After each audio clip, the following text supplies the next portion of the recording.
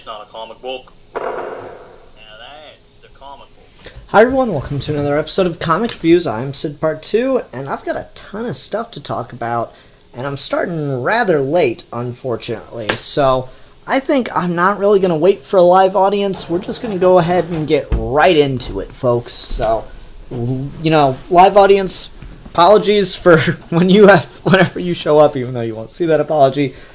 Viewers watching this after the fact, here we go. So this week on Comic Reviews, we'll be talking about Trinity, number 11. Or no, 17, sorry. Supersons, number 12. Batwoman, number 11. That one was 11. Batman, number 39. Harley Quinn, number 35. And Bombshells United, number 10. And then after we catch up on this week's single issues, we'll be diving into Batman, The Road to No Man's Land, Volume 2. So please stay tuned for comic reviews as we begin. Starting with Trinity, number 17. I don't know if Francis Manapul is ever coming back to this book, which is a pain because he kind of left a really big unfinished story, and it's been, what, 2-3 arcs since he did. That's just... It's getting hard to hold on to this because James Robinson's writing it, and he's also writing, I believe at least, unless I'm mistaking the name, he's also writing the Wonder Woman book. And I don't think he's a very good writer for mainline DC Comics.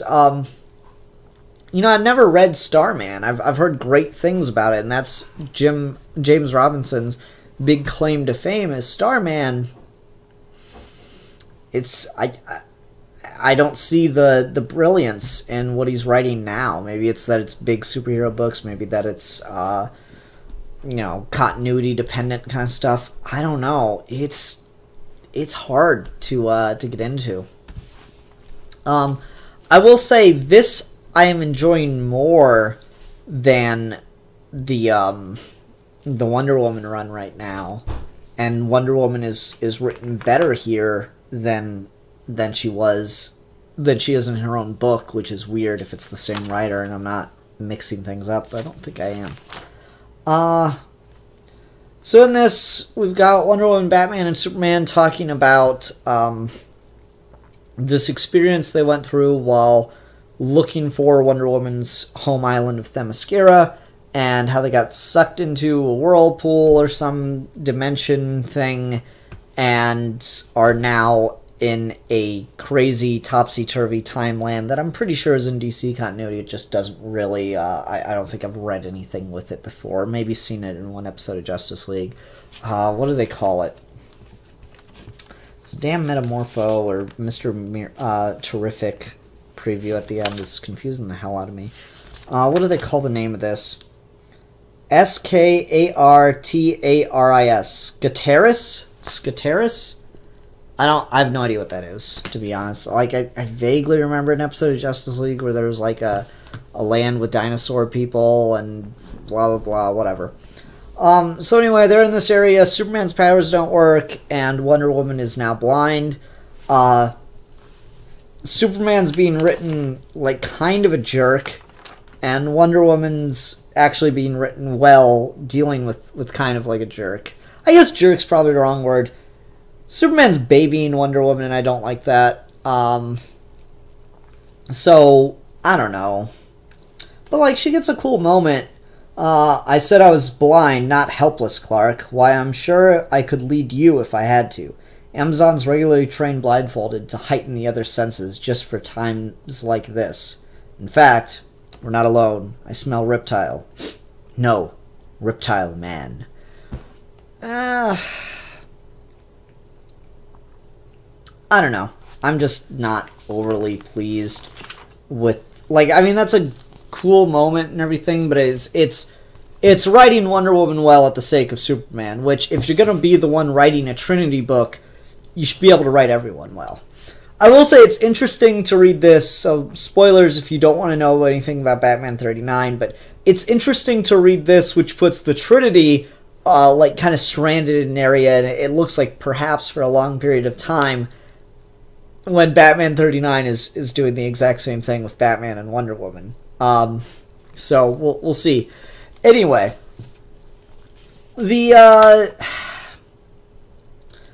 then there's just stuff that I don't know. I don't like seeing this. Like, Wonder Woman just straight slits some lizard men's throat, and I don't really have a problem with Wonder Woman killing, but, like, to her it's a last resort, and it seems like this is just instantly her go-to move.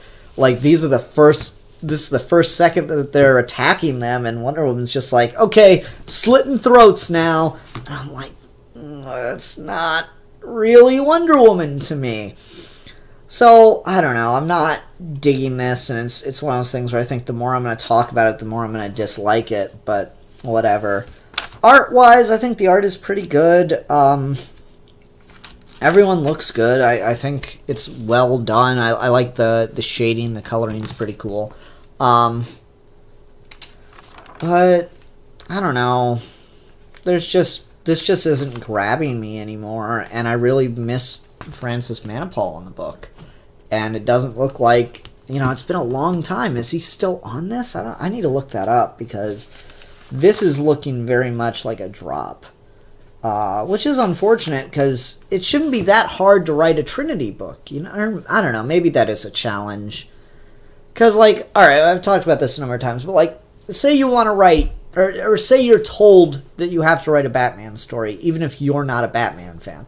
You can still write a good Batman story if you can write a good Batman villain, and Batman's got so many of those. You can still write a good Batman story if you can write a good Nightwing, Robin, Batgirl, a good James Gordon. You can do a lot of different types of stories, even if you can't write Bruce Wayne well. With a Trinity book where it's focusing on the Trinity, you can maybe write a good Superman, you can maybe write a good Batman. That doesn't guarantee that you can write a good Wonder Woman, or vice versa for any of those characters. So the problem then becomes, like, do you just focus on one character, and then in which case it feels awkward. I don't know. I'm not digging this very much.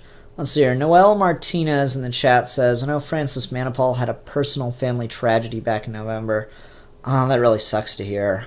I'm sorry. And obviously if he's got to deal with what he's got to deal with, that's totally understandable. But at the same time, I was picking up this book for him, and I'm not digging what James Robinson's doing. So if he needs to take time for his family, that's fine. But I'm just not feeling sticking with the book, unfortunately. So we'll see what happens. I'm going to look into if he's planning to come back to this and finish off his story arc or not.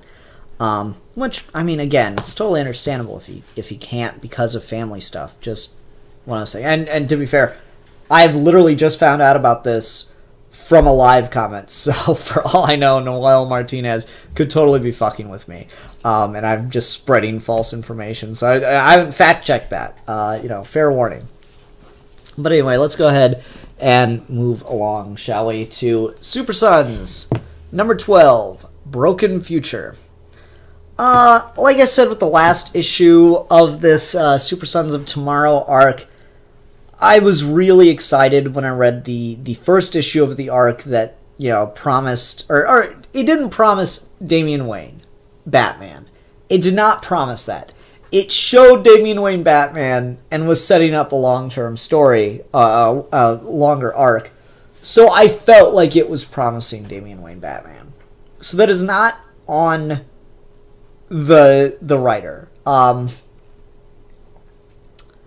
That being said, I think this would be a better story with Damian Wayne Batman. It's just evil Tim Drake, Damian Wayne Batman. I don't know.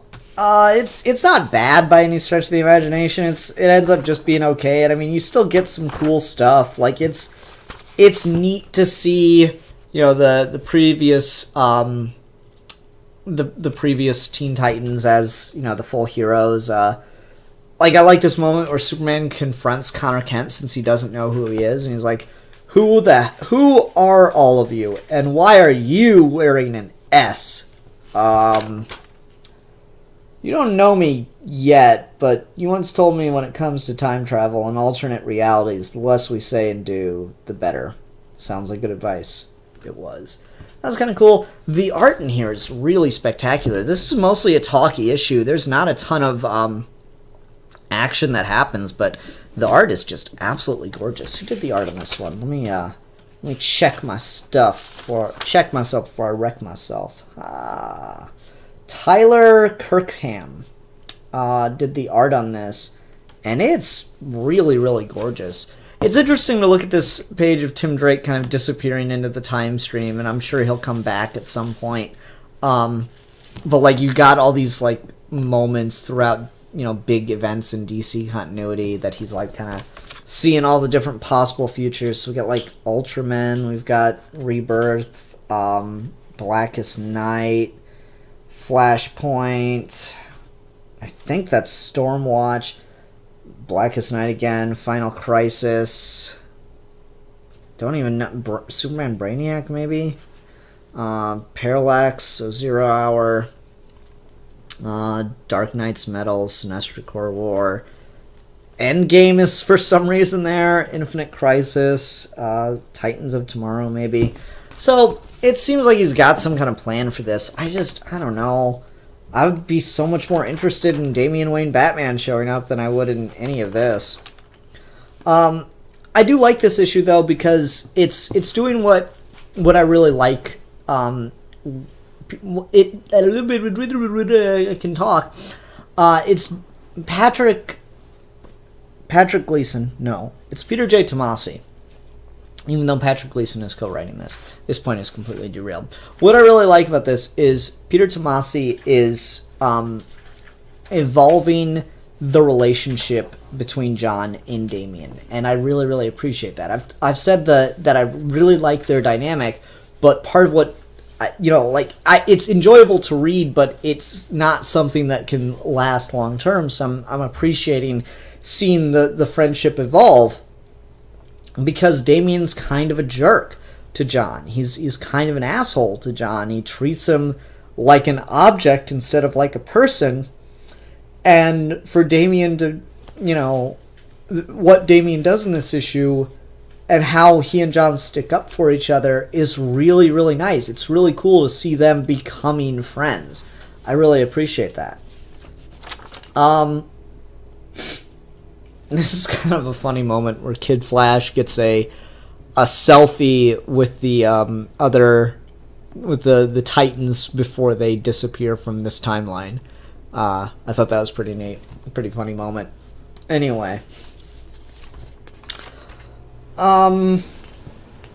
there's a neat little stern talking to that Superman gives to Damian and John, and I like that John, you know, like, Superman's worried that Damian's going to get John in trouble. He fears that Damian is a bad influence, which is just beautiful. And so he's like, you know, he's at that point where he's about to say, I don't want you hanging out with him, John.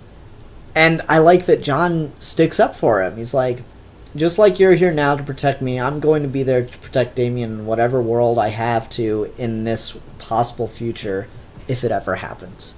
You know, it's a really convoluted story, but this is like kind of what comic books do well, is they take very human, very real things, because I know I had friends that my parents didn't want me to hang out with. I'm like, no, they're my friends. I don't care what you think of how they influence me. They are my friends. They treat me well. They treat me like a good person, so I'm gonna stick up for them. And that it's taking that very real thing that I think a lot of people, or basically everyone, maybe had to go through at one point with their families, and it's putting a big cosmic crazy time travel spin on it. That's really, really cool.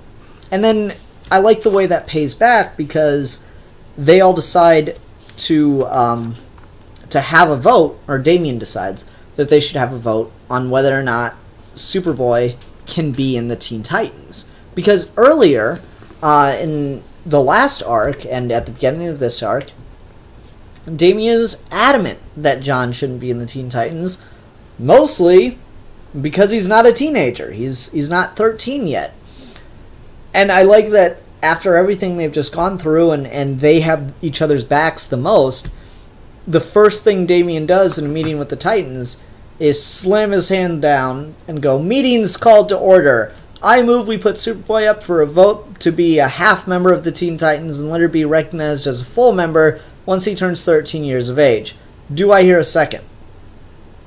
And then what I really like about this is even though the Teen Titans were ready to invite John on because they don't really like Damian that much, everything they've just been through with Tim Drake leaves them to not vote to bring John on because Tim Drake just fractured the crap out of the team and turned them against one another.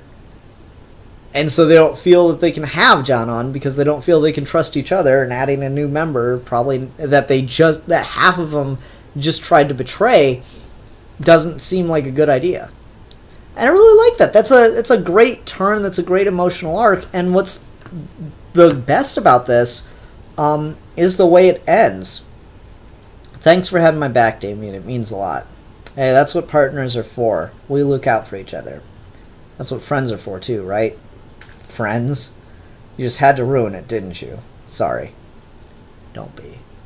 That's really sweet. I really like that. There's a legit, friendship building between these two, and I really appreciate that. This is a complex relationship, and I'm sure there are people who like ship them. They're too young for that, in my opinion, but whatever. I don't know. This feels like a healthy male friendship portrayal that feels very realistic to the kinds of drama that you have with friends when you're young. So it just feels very genuine.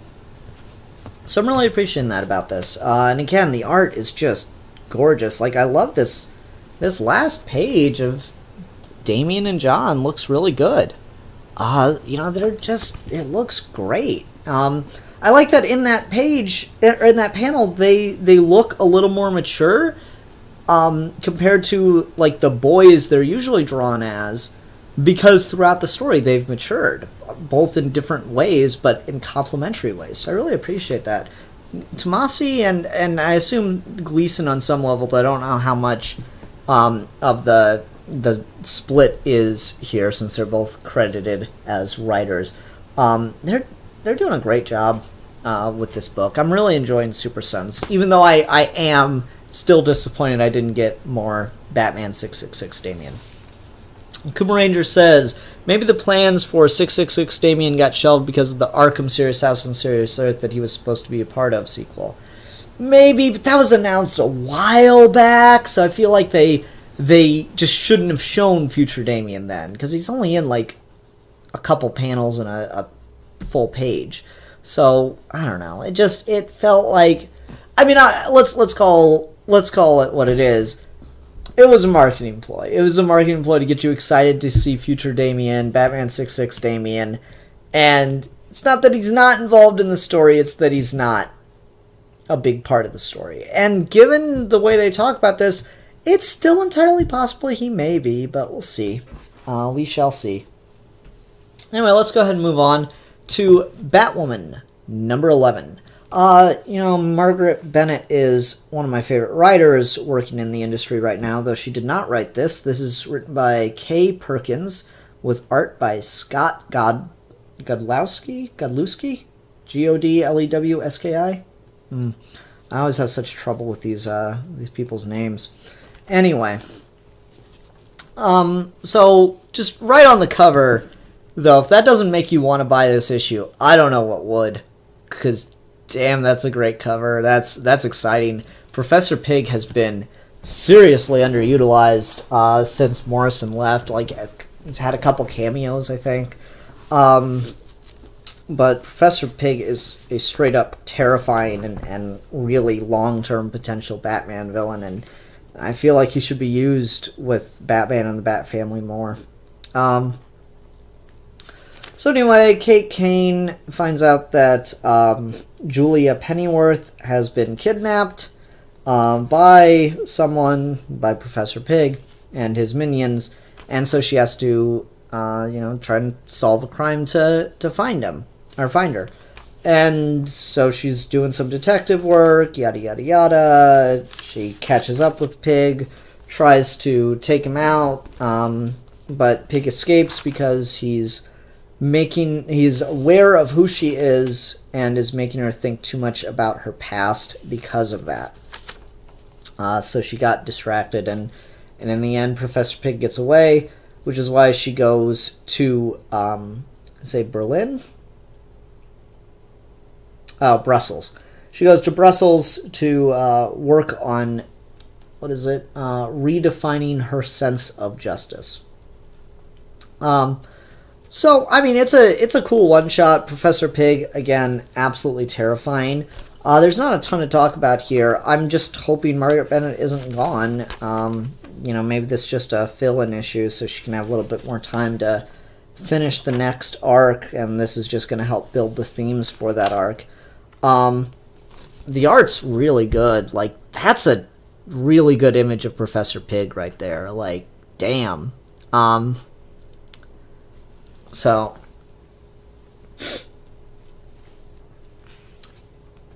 oof, so good. And there's just, other cool stuff. I like what the colorist... Oh, yeah, another creepy-ass image of Professor Pig as he seals a mask onto someone's surgically fucked up face. I like this. Like, I just love the way he talks. Hush, don't move. It won't set until the borrowed flesh has bonded. Terror, decay, dollies, and the smell of searing flesh make the most joyous combination, wouldn't you say? It's why I've dedicated my life to this art. Ah! I said, hush. This healing mask will protect my wondrous work. No picking or else I'll bleed you from the hooks. Oof, it's just intimidating. Professor Pig was in Arkham Knight. He was portrayed more like he is in the comics then. Beware. Evidently, he's the reason the game was rated M. Thank you for that information, Great Charles. Did not know that. Speaking some more about the art, though, I kind of like the way the artist, or the colorist, has done Kate Kane's wig. It's cool. Like, it's just solid. There's no definition given to it, and it creates kind of like a trippy feel. I don't know, I just think it's neat. Some cool action, some cool art. This neat panel of her throwing a boat motor. I like that. Yeah. Just cool stuff. I'm enjoying this. It was a good one-off. Just hope Bennett's back for the next arc. Not that Kay Jenkins didn't do a good job. I really, really like Margaret Bennett. Okay.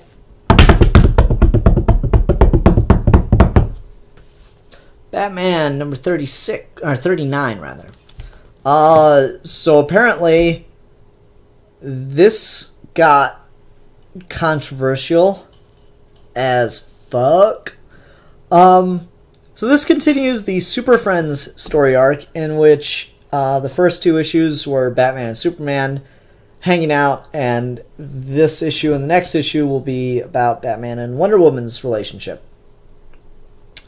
And spoilers,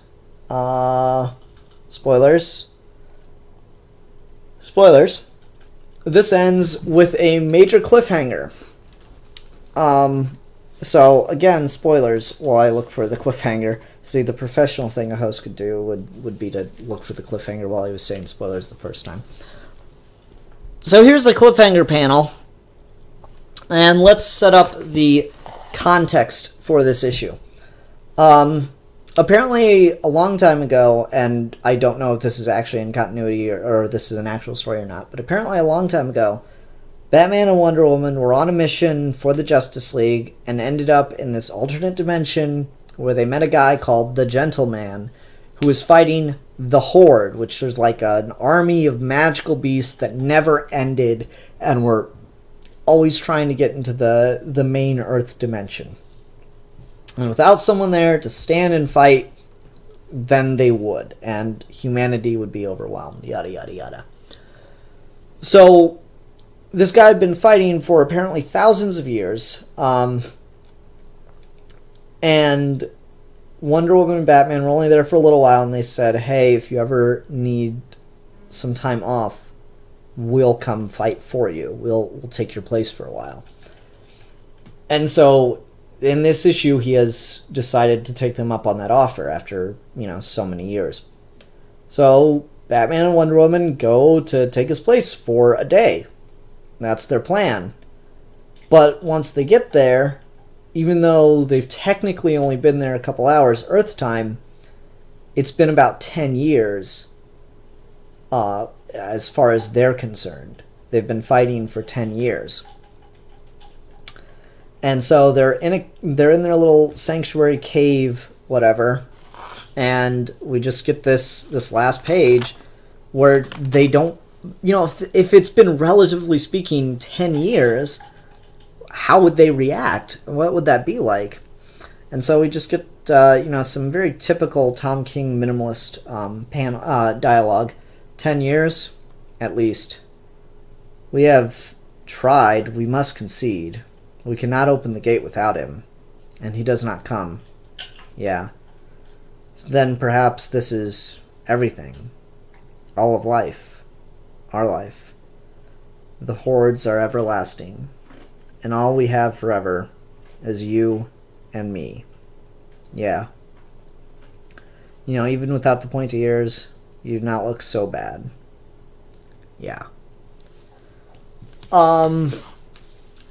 And then they lean in for a kiss. And that's the thing that's got everyone really up in arms, because the idea that Batman would cheat on Selina or Wonder Woman would cheat on Steve Trevor or blah, blah, blah, blah, blah. So here's my feelings on that. All right? You ready? You ready? I need to find it so I can give you my feelings.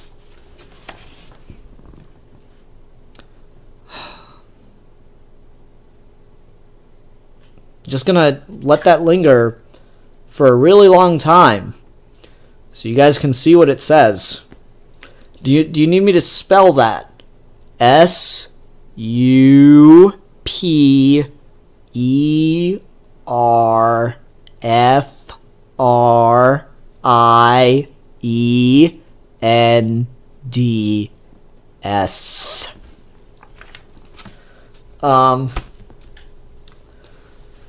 So, Super Friends is the name of the book. This isn't controversial to me. The idea that you end the book with the "oh, will they, won't they" moment. It's a cliffhanger. It's called drama. I don't get it. Maybe next issue they'll have had a relationship, come back to Earth with a son or something, and then maybe there's a reason to get a little controversial about them cheating on their spouses.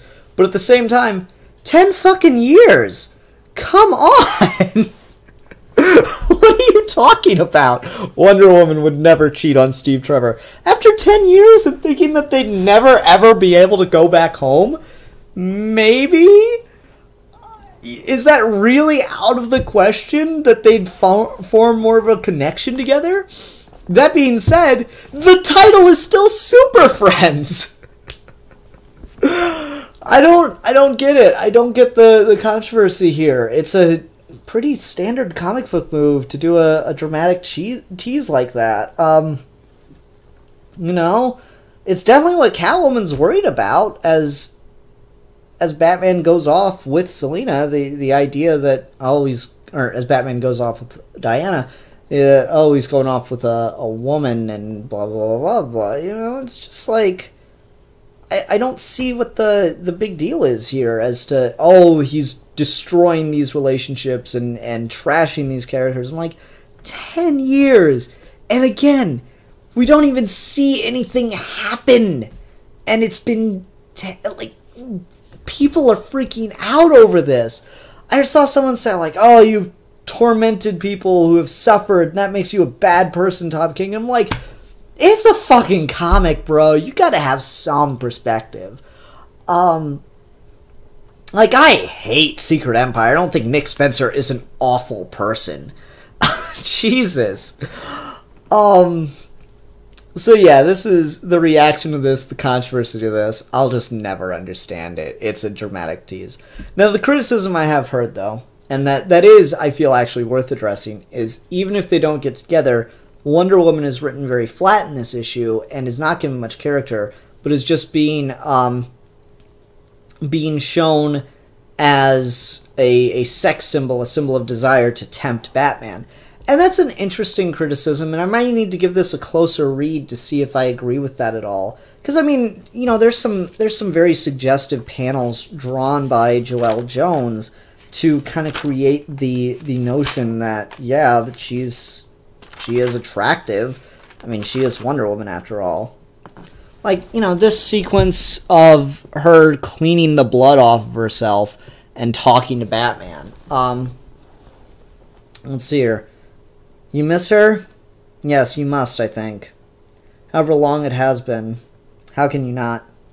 You love her, you'll marry her, and here you are without her. With me. Oh, I am so sorry. I am sorry, Batman. Did you need help? No, I think you do need help. It is not a problem. I will pull, you will stab, yes? Yes. I don't know, like, she's definitely suggestive and stuff. There's no denying that. Like, I don't know. Like, where's the line between drawing Wonder Woman, who is, you know, the pinnacle of perfection in a lot of ways and is meant to be attractive? Where's the line with drawing Wonder Woman as attractive? Keep in mind, it's a woman drawing her. Where's that line between drawing her as she's meant to be, as she's often been characterized as a very attractive female figure, and sexualizing her? I don't know. It's one of those things. I feel like it's done tastefully here. Like, she's shown to be attractive without being, like, exploitative of her body. It's a head scratcher. But as far as the idea that she has no character compared to the way Superman was characterized, I don't know. I don't think I agree with that. Admittedly, she doesn't have as much page time as Superman did in the 2 issues he showed up in. Though I feel like that was more evenly divided and much more just, you know, relationship focused, whereas this is more plot and situation focused, to be fair. Like,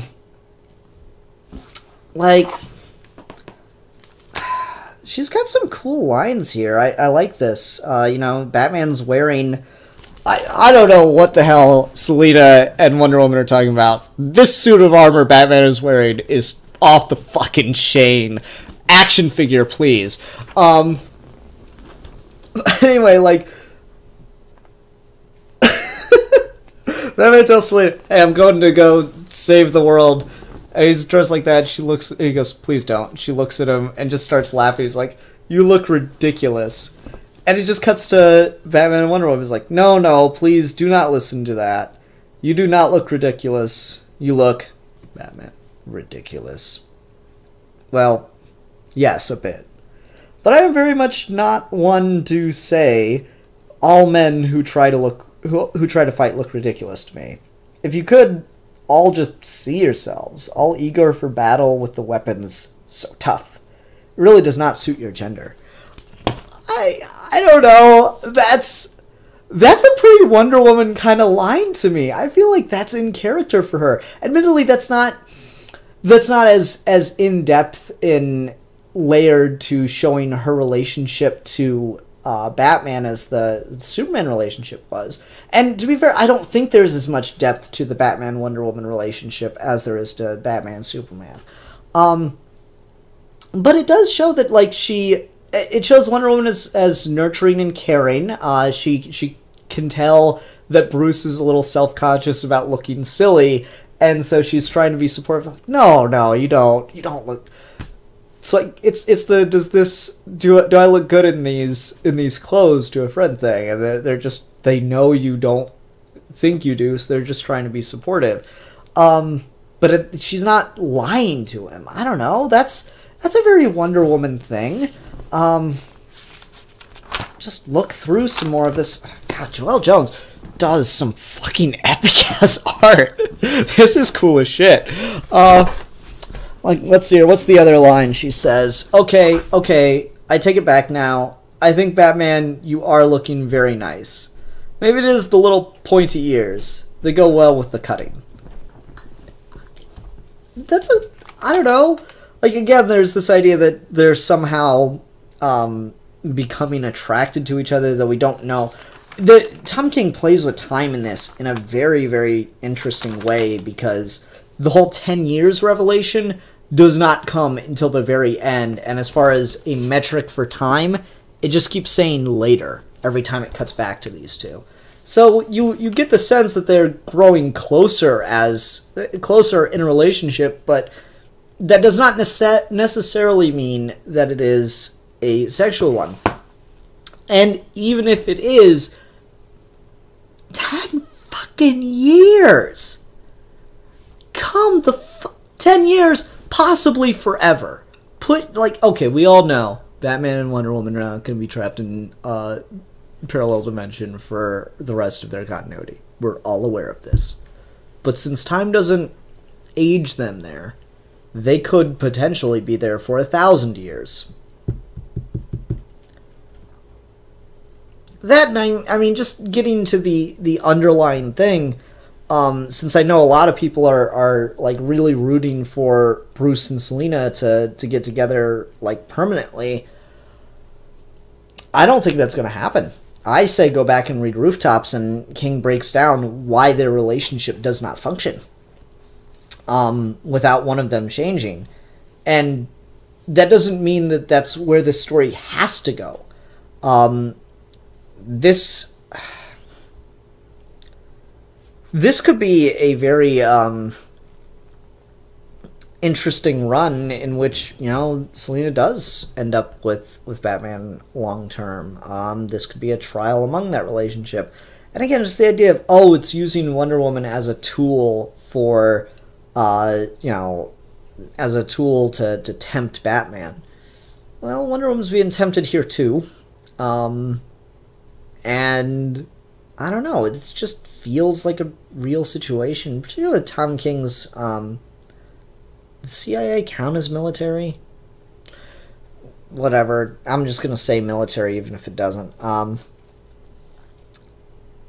With the King's military history, that idea of being separated from your partner long term, and naturally developing attraction and feelings towards others that you're around, that's a real thing. Again, like I was talking about the Supersons book, this is what comic books do, right? They take real world interactions, real world problems, and they turn them up to 10, exaggerate the circumstances, create some kind of cosmic event to deal with the context in.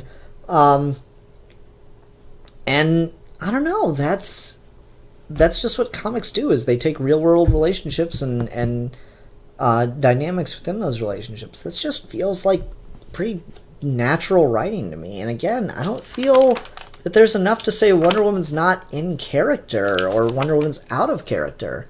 Another army comes. The horde is everlasting. Yes, but are we? I don't know. That's not a...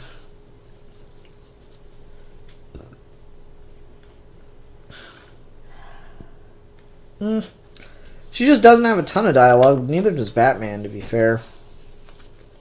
I don't know. It's an odd criticism, especially for just half of the story. I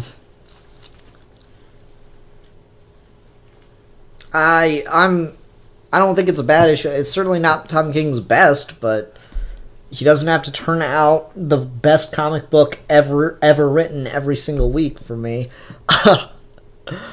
Oh, man.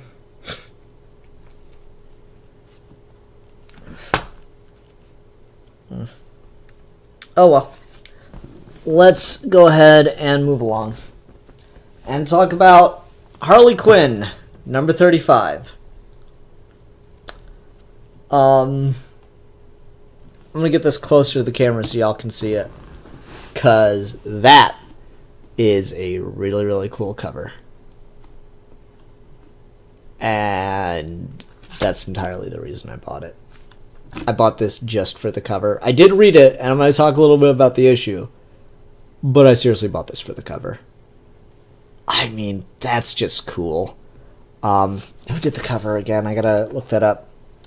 Amanda Connor and Hi-Fi did the cover. It's credited too. And that's just really, really cool. I would kill for Man-Bat versions of all the Batman rogues. That'd be awesome. I just really, really like that. It's just so cool. I love how perfectly that blends. You know, the white fur really works. The stockings and stuff on her really work. I like that she even still has a little bit of blue hair. Look at the coloring. There's a lot of detail here that I really like. Look at the coloring inside the ears, given that Harley Quinn has like the red pigtail, blue pigtail thing going on a lot of the time now. One ear's got blue coloring, one ear's got red coloring inside. This is really, really cool. I really, really enjoy this. It's just a really, really great cover. It's got, you know, it screams, you look at it and you know exactly it's Harley Quinn as a woman bat. That's just awesome. And I had to pick it up. I had a smile on my face when I picked it up.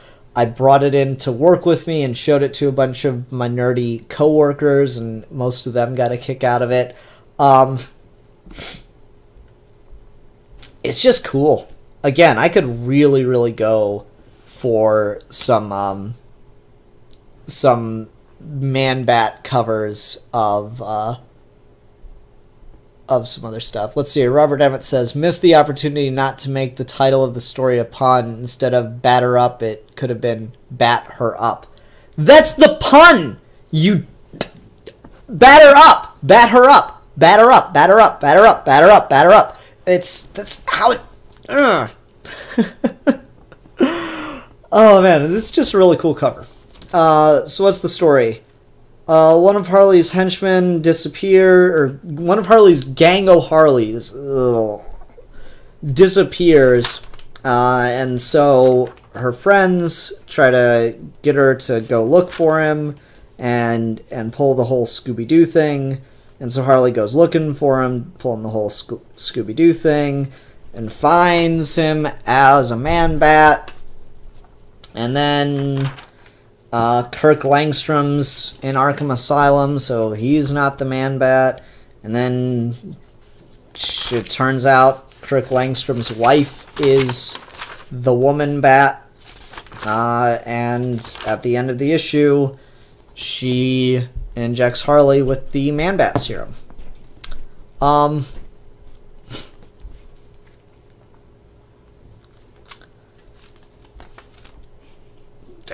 I don't really care about the story. It's not very good. The plot is fine, I guess, but god damn. I thought Harley Quinn had gotten annoying in the comic books and just been written really, really poorly in general. And then, she's not the problem in this issue, but to be fair, she barely says anything in this issue. Her sidekick's gang of Harley's characters are just infuriating. Oh god. I cannot deal with them. They're just instantly annoying as hell. Man, oh man. Start walking through Arkham Asylum, a bunch of the villains look at them and say shit, and they're all like, on second thought, maybe we shouldn't have worn the costumes. On second thought, maybe I should have stayed in the van. Is it too late for that? They're just intolerable. I just cannot deal with them. It just irks me.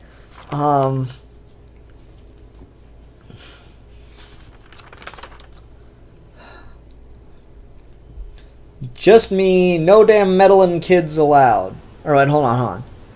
A mystery, cool. Let the Scooby-Dooing begin. I mean, not cool that Tony's missing, just that, what part of what I said didn't you guys get? If anyone is doing any Scooby-Dooing around here, it's me. Just me and no damn meddling kids. Sure, whatever you say, HQ. What the hell's a Scooby-Doo anyway? Seriously, guys, I think I did have an accident. Might have to change my shorts. Ugh.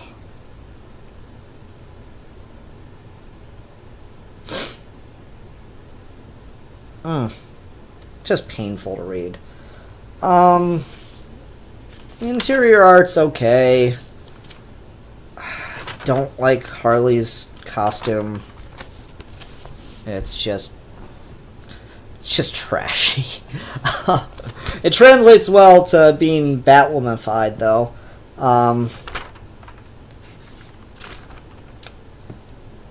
don't know. Cool premise to turn Harley Quinn into a woman bat.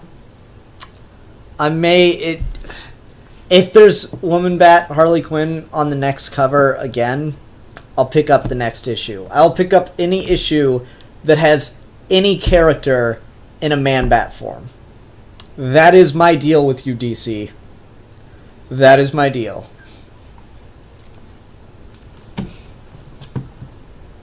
Alright, last single issue of the week is Bombshells United number 10. I saw Robert Emmett in the comments talking about how he had finally picked up the first volume of Bombshells. Good for you. Enjoy that ride because it is amazing.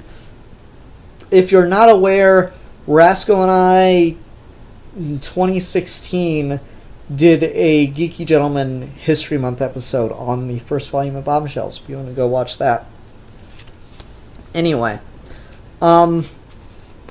so we're just continuing the story here of, Black Adam and Batwoman and the Renee Montoya and Jason Todd.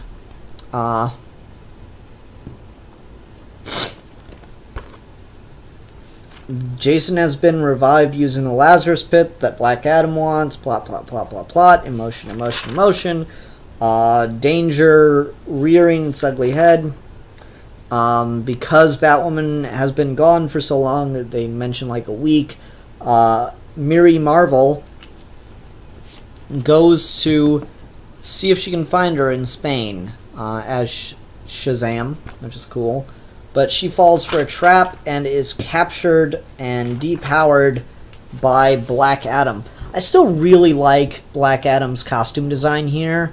It screams Black Adam, but it also screams like 40s fascist. It's perfect.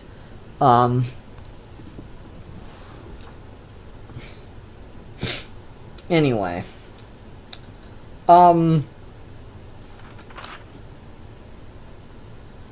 There's consequences, and Batwoman's trying to go save Miri Marvel, but at the worst possible moment... Man, my pages are all, like, stuck together today. At the worst possible moment,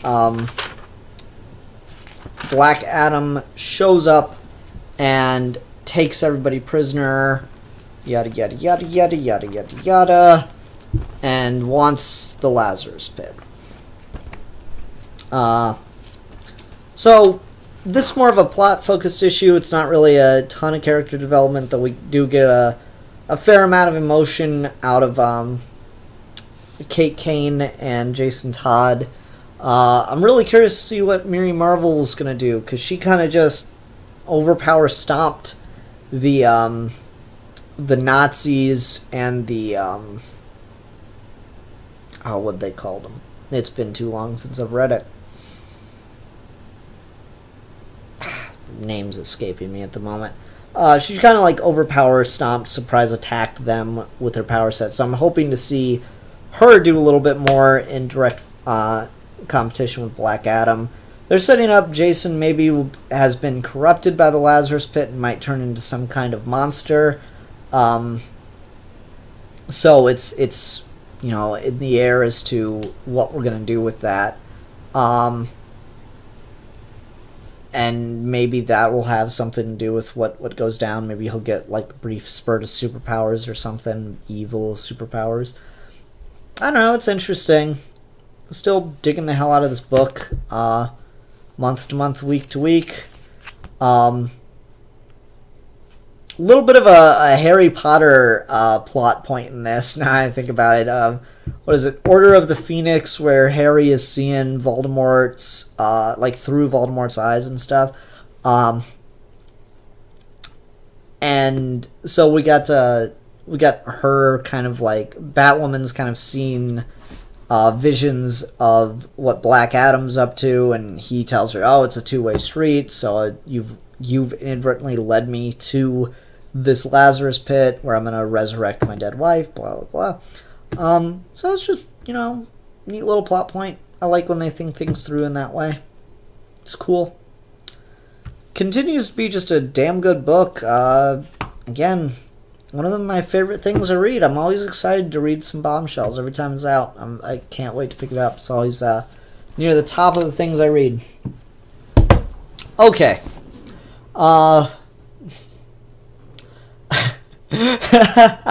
Robert Emmett says, at any point, is Black Adam shirtless with high trousers? No, I'm afraid not. Let's see here. What else going on in the live comments? I actually bought the Bombshells Volume 1 twice. I got a copy for a friend wanting to get into comics. I am loving it so far. It is damn good. I love Bombshells so much.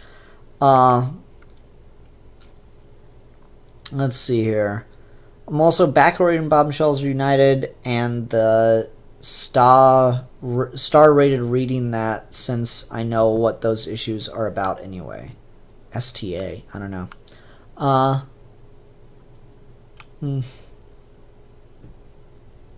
well. Alright, not much going on in the live comments. Alright. Well, I'm gonna go on to Trade Talk here, where we're gonna talk about this book. So, see you live commenters. I'm gonna focus just on the review if it's all the same to you. But please stick around. Anyway, let's talk Batman: The Road to No Man's Land, Volume 2. Hi everyone, welcome to this week's episode of Trade Talk. This is on Batman: The Road to No Man's Land, Volume 2. So I'm continuing my review series on the No Man's Land arc. This was the last thing I bought before I could start this, and it still took me like 3 months to get around to it. So again, I'm not going to go through like the plot of what happens in every issue, but I will talk about the main plot of this is the government finally, putting the moratorium on No Man's Land. And it seems that a lot of that has to do with this this evil guy with some kind of crazy abilities that is manipulating things behind the scene, or not even behind the scenes, manipulating things in the public consciousness. His name's Nick Sharp. He's a rock star, brilliant genius, supervillain. And he's got like a public persona that he's using, and he's taking out rivals, and he's trying to just paint this awful image of Gotham City so that the city's never saved for some reason. We really don't know why. We've got the John Paul Valley Azrael series, connecting the coming in here to connect him as the villain of the book. But ultimately, that's the main through line here. And the other big through line is Mr. Wayne Goes to Washington, in which Bruce Wayne goes to Washington to try to testify and save Gotham City, get the government to help fund the rebuilding of Gotham City. Ultimately, he fails, and the No Man's Land is declared. Now they're going to have to deal with that for, I believe No Man's Land lasts exactly 1 year. So, I hate to open up with complaints, but I do have a pretty big complaint about this one, which is this volume is in a really poor collection order. Which is unfortunate, because I didn't really feel that way with Cataclysm or Road to No Man's Land Volume 1. Those had like a couple things where I'm like, oh, well, this happened just in the last issue or something. But that's pretty reasonable. That's like understandable, and it's like, you know, not. It didn't feel like the entire event of one issue happened before the events of another in those other volumes. This one, like, they straight mention that these other things have yet to happen that we've already read by the time you get to that point. I was not a fan of the order in which this was collected. It kind of jumps around a lot and just feels off, unfortunately. Like, to be fair, some of it takes place over longer periods of time. Like, there's the Alan Grant Shadow of the Bat series in this is called Waxman and the Clown, I believe. Why am I going all the way to the back to turn to, like, the second page? Yeah, Waxman and the Clown is a 3-part story written by Alan Grant that I really liked in this, too. That has to do with the prisoners in Arkham, the inmates of Arkham Asylum, and what Jeremiah Arkham's going to do about them as the No Man's Land gets closer and closer. So, I don't know, there's just a lot of stuff out of order in here that, like, it feels like you had plenty of time to collect this. Believe me, you had plenty of time to collect this. I've been buying No Man's Land frickin' ever. Before we finally got to this point where I could read everything in order. But just like, have I talked about this? The way in which they released this being just completely ass backwards. Because it's atrocious. So they released No Man's Land, Volume 1, 2, 3, 4. Then they released Cataclysm. Then they released Road to No Man's Land, Volume 1 and 2.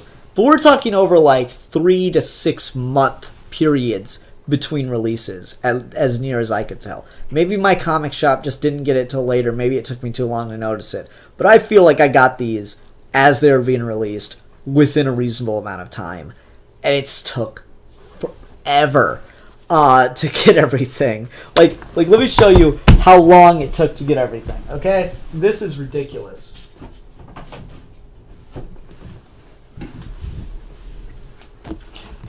Last volume released. Folded DC Comics logo. Come on, focus thing. Folded DC Comics logo. First volume released. That's pretty bad. Admittedly, this came out right before they changed the logo, because let me look at some of the other volumes here. Yeah, it's volume 3 at which they actually changed the logo on the trades, but still, that's forever. Got 2 volumes with the old DC Comics logo. Like, they're 2 logos back now. That's how bad this is. Like, what's the new logo look like? It's got the DC in the circle there. Oh, there's a better look at it. You know, it's got the DC in the circle up there. That's pretty bad. We're 2 logos back now, and you know the worst part? When you put these on a shelf together, that is just unholiness right there. I have legit thought about rebuying volumes 1 and 2 of No Man's Land just because of what's on the spine. It angers me in my soul. So, not only did this take just forever to come out, but it's also just really, really poorly collected. It's really out of order. Like, Mr. Wayne Goes to Washington is a 2 or 3 part story, and it happens relatively early on in the book. I gotta find it, because it's just interesting to me. Alright. Mr. Wayne Goes to Washington... part 1 is right there in the book. Then we get part 2 right after. Okay.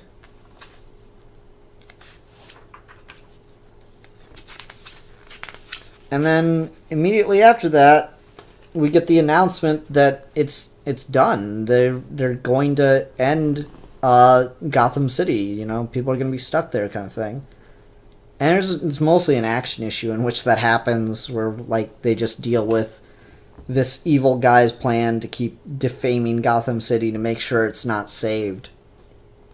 And then we start getting into a lot of Shadow of the Bat, Waxman and the Clown stuff. And just things are happening in these stories that are like, oh yeah, it's like Waxman and the Clown all takes place before, or most of it takes place before the announcement, but, you know, in chapter previous, we just got the announcement. That's just weird. It just feels really, really out of place. I don't know, this just feels like you could have done a much better job of collecting it. That, and there's also some really weird stuff, like, I think it's part 2 of Mr. Wayne Goes to Washington that had the most apparent one. Like, it's just the credits, and we already know that, but, like, that's weird, right? Look at that, they just cut off the credits on the comic cover. It's bizarre to me. I don't know. I'm not very pleased with that. I still really like the art. You know, a lot of this art just looks really, really cool and makes me feel nostalgic. It's right at that turn, you know. I really like the Mr. Wayne Goes to Washington issue 2, though. That's really, really good. As Bruce Wayne testifies before Congress as to why they should save Gotham City. And, like, I love that his speech just goes back and forth to, you know, famous moments from the history of Batman. And that just makes it really, really interesting and poignant. It's really nicely intercut. Because you just get a really good sense of the story. I like that quite a bit. I mean, like, it gets really specific, too. We get a Ra's al Ghul reference. We get a Bane reference. So, you know, I really like that. That was neat. But yeah, awkward collection. The other story arc in this is the Alan Grant Waxman and the Clown that I really liked. Because that is just Jeremiah Arkham sitting there with dwindling resources at Arkham Asylum, deciding what the hell to do about the inmates. I really appreciate, like, it's just a really well-told story. Alan Grant has a great voice and command over Arkham Asylum, and it's just, he gets that place so damn well. Like, I remember when, what was it? The first Arkham Asylum video game came out. People were wondering, oh, is it based on the Grant Morrison book? I mean, it's got Amadeus Arkham, and it mentions Mad Dog, Mad Dog Hawkins in that, but it's not really tonally anything like Grant Morrison's Arkham Asylum.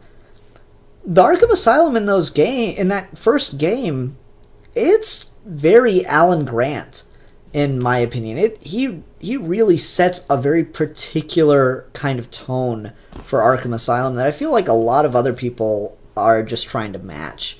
And it works really well.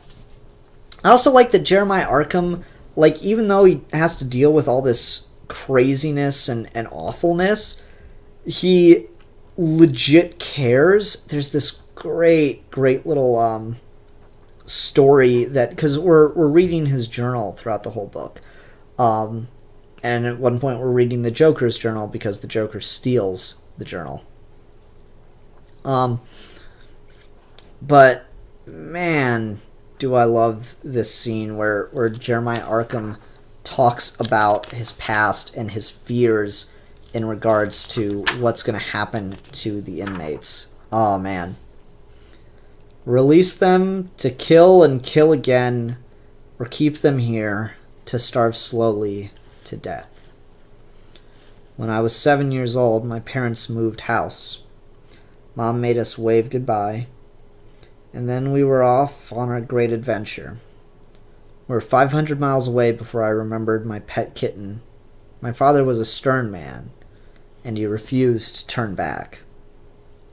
He said the kitten would be alright, somebody would find it and feed it.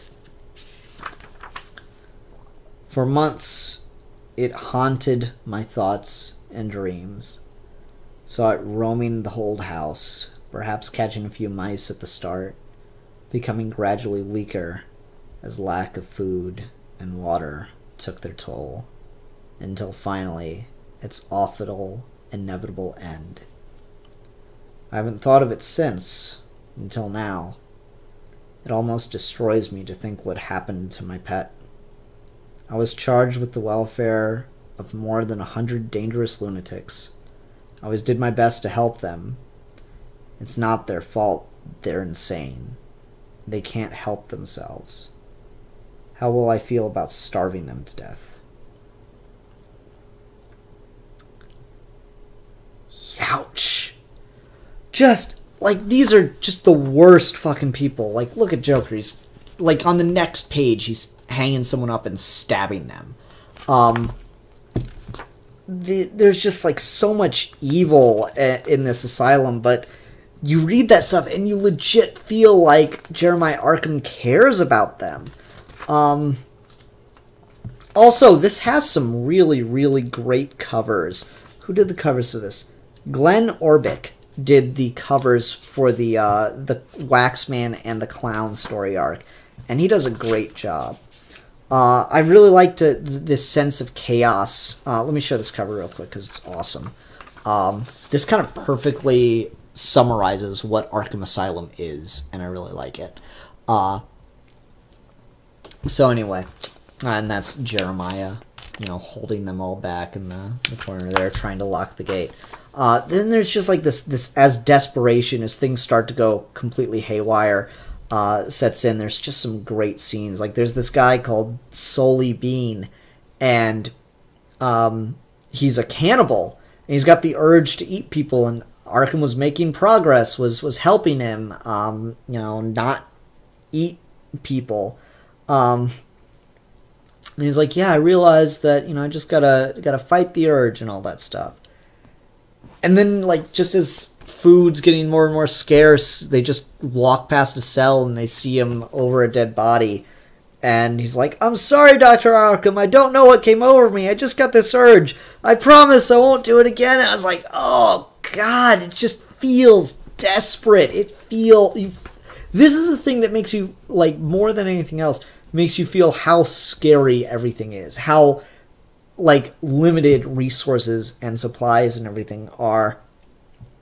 Because Arkham doesn't have the ability to keep up with this and on its own, and things are so desperate in the city that no one does.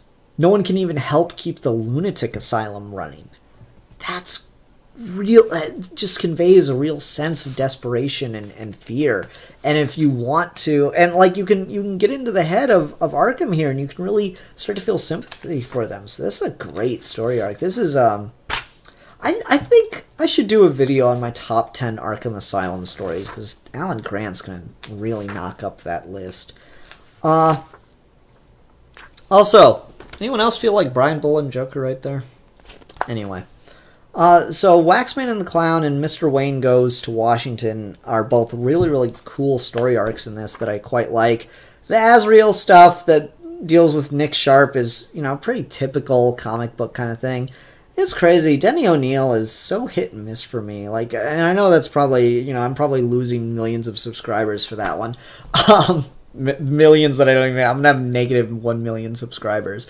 But Denny O'Neil's never been like my top guy or anything like that. So, there's some stuff from him that I love, and other stuff like Nightfall that I'm just like, no.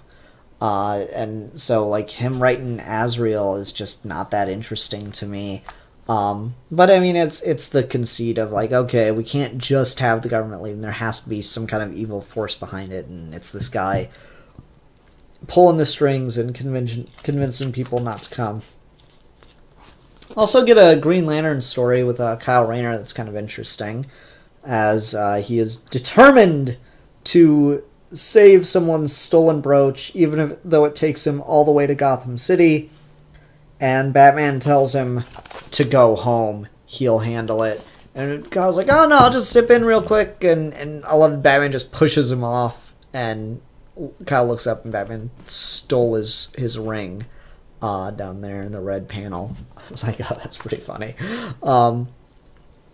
So then Kyle, like, doesn't give up. He still goes, which is very Green Lantern, you know, willful kind of thing to do. He still goes and tries to get it, even though he doesn't have his ring, and he gets in a fight, gets the shit kicked out of him, keeps on fighting, gets the brooch back, and I don't know, it's cool. Nearly gets himself killed, but ends up getting what he wanted. And I like the way this ends. Batman says, used to wonder why they chose you. And he just tosses him the ring. It's like, welcome to Gotham. I don't know, that's cool, that's cool early day Kyle story. I appreciate that. Man-Bat gets a story I didn't really care for. He's apparently, like, in love with Barbara Gordon. Huntress and Question get a story. It's just okay. Yeah, this is... I think the first volume was a bit stronger, but this is still working for me. There's enough good in here that I like it. Just some of the like the Catwoman story in Cataclysm, even though it's just this small tie-in that doesn't really add anything, it had such weight and such emotion to it. And then, like, you get the, like, other characters tying in here, and it's like, oh yeah, okay, it's an okay story for them. It fits. It's all right. But it's not got the same depth to it. Like the Huntress, the Green Lantern, the little tie-in stories don't have the same weight to them that, like, the main Bat books that are dealing with this do, and that's just kind of disappointing. But that's okay, because next up is No Man's Land, where shit gets real, and I'm very excited for that. Waxman and the Clown. I'm gonna just reread this. I love that this got collected, because I don't think there's just a independent collection of Waxman and the Clown, and it probably for good reason, because you need the context of the approach of No Man's Land for that story to work as well as it does. So yeah, good stuff. Alright, that'll do it for this episode of Trade Talk. Everyone, thank you very much for watching. Until next time, when I come back with No Man's Land Volume 1. See you then. Bye!